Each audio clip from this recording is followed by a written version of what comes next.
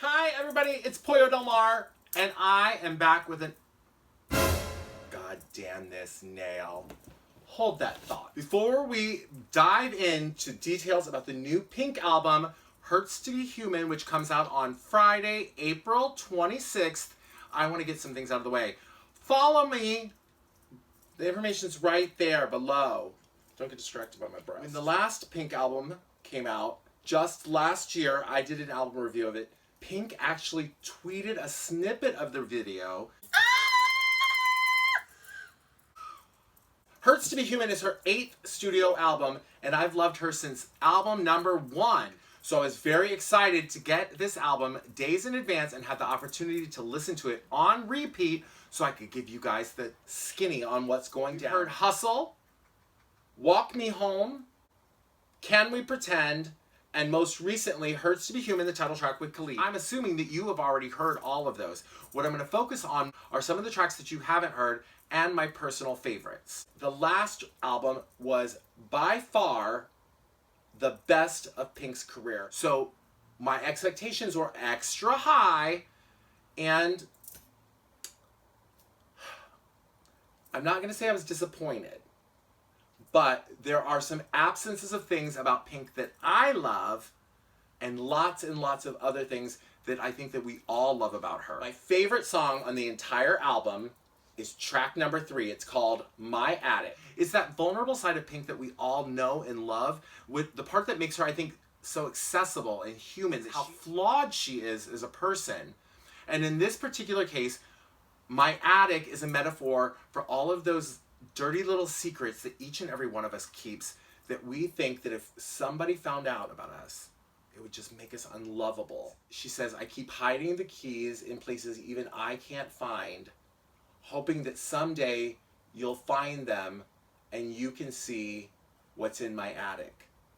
She really is aching for that kind of emotional connection with somebody that allows you to just open up and bare your heart. I just connect with it on such an emotional level, because that fear that we all have, you guys might not have it the same way I do, but I'm like hiding right now in front of you in plain sight behind makeup and wigs and all of this stuff. So there are times when I'm afraid that if they saw the real person behind it, that it just wouldn't be interesting, or that maybe some of the things that I've done in the past make me not appealing to them. And Pink, this global superstar, is sharing those same kind of emotional feelings in such a vulnerable, tender way in this song. She talks about her attic is full of like bones and clutter, things that most people couldn't even climb over, and she just wants that one special person who will see all of that. She says it like, I'm afraid the way you'll see me will change.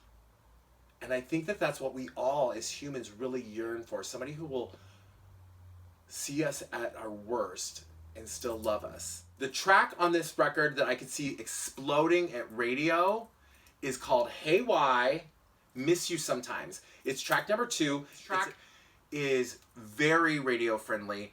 I would expect that it would do for her at mainstream pop radio what we would expect from a Pink track, that huge explosion in success. I want Pink to still be this super successful radio superstar. And this album does not have as many tracks that I could hear on mainstream radio as I would like. Instead, what it's loaded with are a lot of those very sensitive tracks, are reminiscent of Glitter in the Air. Super popular song by her, and probably, I'm just going to go out on a limb here, probably her most gorgeous live performance that I've ever seen. Well, a lot of the songs on this record have more of that tempo, and I do miss the more pop-oriented songs from it, but it goes without saying, she sounds absolutely phenomenal throughout. And hearing her do her own harmonies sometimes, and hearing the vocal riffs that she drops into the back of some of these tracks is breathtaking, you guys. Another huge standout for me on this record, Rabble has come out. He's an openly gay singer and songwriter. Check out his track, The Village, if you haven't, if you're not familiar with him and want to know why she would be collaborating with him. Why would Pink collaborate with somebody I've never heard of, like Rabble? Check it out. It's phenomenal. And not only that, she's so supportive of the gays, right? 90 Days. And it's about a relationship that is in trouble, and she and he both sing that if you are just a habit I've got to break, I can clear my system in just 90 days. The chorus is so beautiful. I'm very excited that Rabble's going to get a big breakthrough. Of course, another big collaboration on this, Pink with country music superstar Chris Stapleton. The track is called Would You Love Me Anyway? Chris Stapleton was recently featured on a Justin Timberlake track. They had a big top 10 hit, but Chris Stapleton is predominantly a country music superstar. And Pink, if you recall correctly, has dabbled in country music. She had a #1 country single not that long ago. It was a duet, but I think for my taste, it would be stronger if Chris Stapleton had a more prominent role. This is not really what I would consider necessarily a duet. He's certainly a featured vocalist. He's doing harmonies with her throughout, and the harmonies are so lush and so beautiful. You guys you're gonna really appreciate this one if she wants to explore the concept of country music. So I would have liked to have seen her go full throttle with this. Do a full-on duet with Chris Stapleton. Showcase him, give him a verse, basically. And I would have liked to have heard steel guitars more in this, which is a staple of country music. Now, we're seeing a lot of these kind of crossovers, like the BB Rexa, Florida Georgia Line thing. And I think that this could have been more in line for that kind of a crossover success if, in fact, Chris Stapleton was a little bit more featured. The kind of dance electronica track for this record is Can We Pretend, which is her collaboration with Cash Cash. I am so afraid, you guys. Should I be honest? Should I not be honest? Should I only focus on the best parts of this record, right? That's been going through my mind since I got the record. Because my first listen, I was like, a little questionable. Then as I listened more and more, the tracks grew on me. But this Cash Cash record, there's something about it that just feels missing. Maybe you've heard it, I'm not sure, but Pink recently wrote a song called Broken and Beautiful for Kelly Clarkson, which is on the Ugly Doll soundtrack. Now, I love that song. I really kind of wish that Pink had held on to that track and recorded it for herself and put it on this record. It would give it that infusion of energy that sometimes it needs to break it up. The first half of the record, I absolutely love. The second half of the record, which includes a lot more ballads, had to really grow on me. So it was like a grower, not a shower, and not that I mind a grower and not a shower, honey. I prefer a shower and a grower. But I kind of wish that she had held that Kelly Clarkson song for herself because it's so good.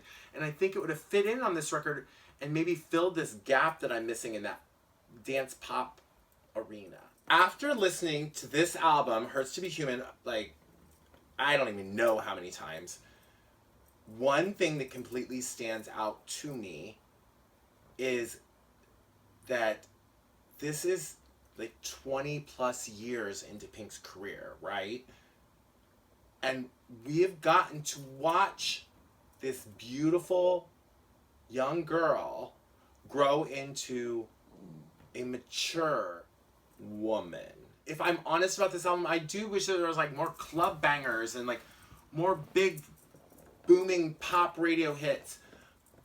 But sometimes as a fan, it is just rewarding to get to follow and take in and feel part of the emotional journey. In so many ways, I feel that this record really lets us in to who Pink is. And that's one of the things I think is so incredible about Pink, because every record, every album, she shares something like really tender about herself or really insightful about who she is. On the song Happy, for example, which is like a mid-tempo pop track, she says, I've been to every therapist there is, but I'm a cynical bitch.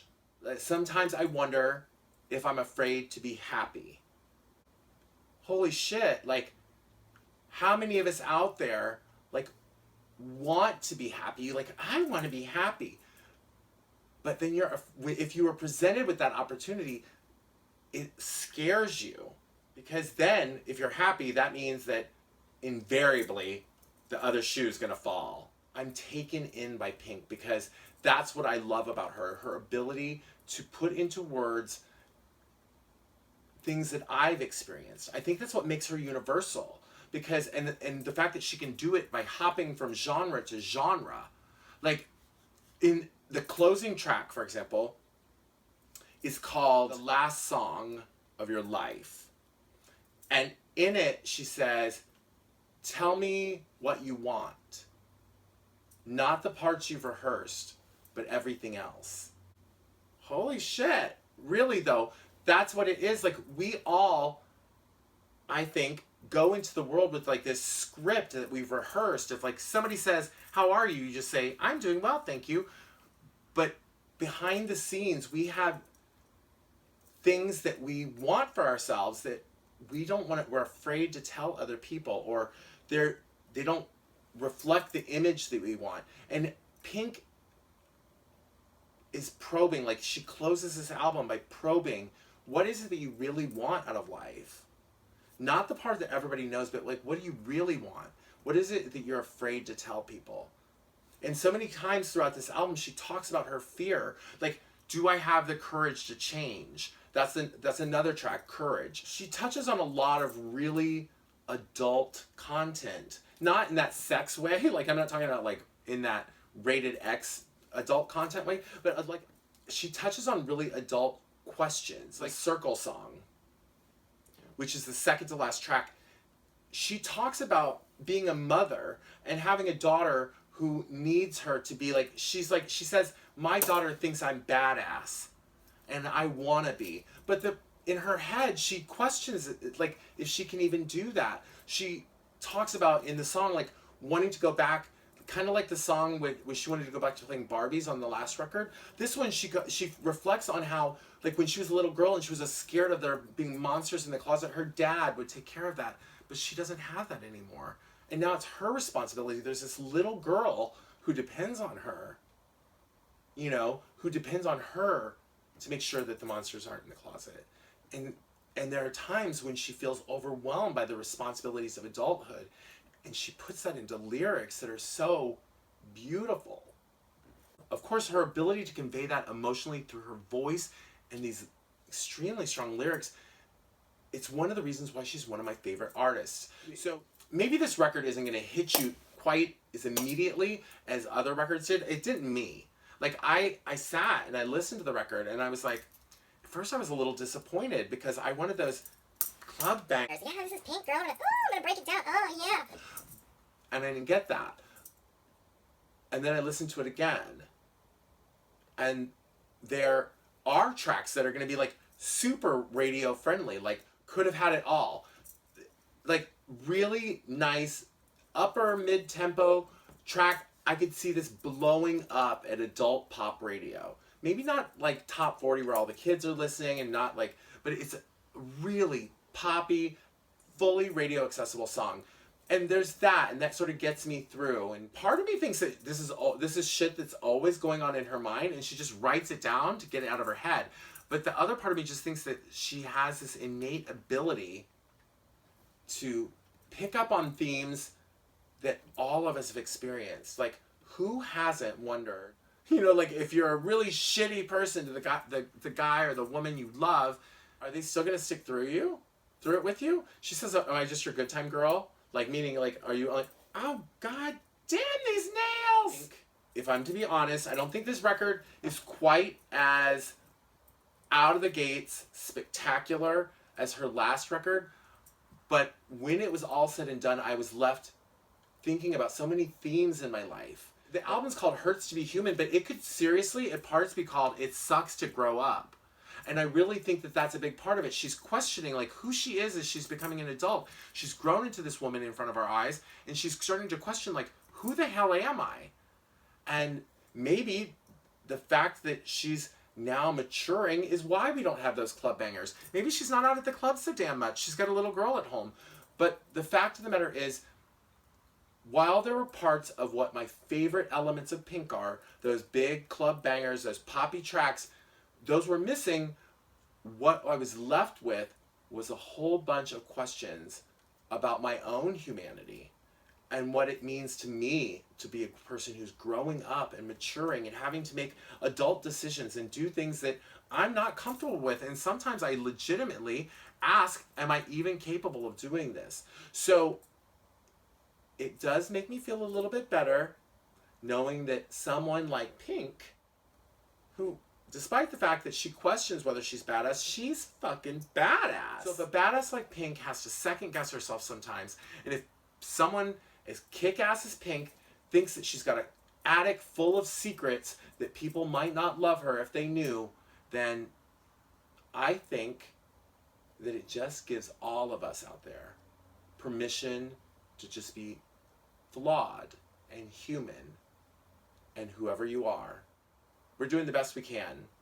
And she presents that to us in music, and it can lift us up when we're feeling down and get us through. April 26th, Pink's new album, Hurts to Be Human, hits stores everywhere. Support her. This record, this has got hints of the Indigo Girls. The closing track, Last Song of Your Life, to me that it felt like Simon and Garfunkel. I'm talking like it's acoustic guitar. It just was so beautiful. Country, pop, dance music, you name it. Pink is so skilled at it. And of course, I can't forget to mention how much I really dig Hustle. It reminds me of people like Elle King or even New Zealand singer Jen Wigmore. It's got that kind of like bluesy, rocky, pop vibe to it. Kick-ass. So, Pink, I love you. Hopefully, somehow this will find its way into your hands. And thanks for letting me and all of us as listeners and your audience members watch you grow into such a thought-provoking, compassionate, politically savvy, intelligent, spectacular woman.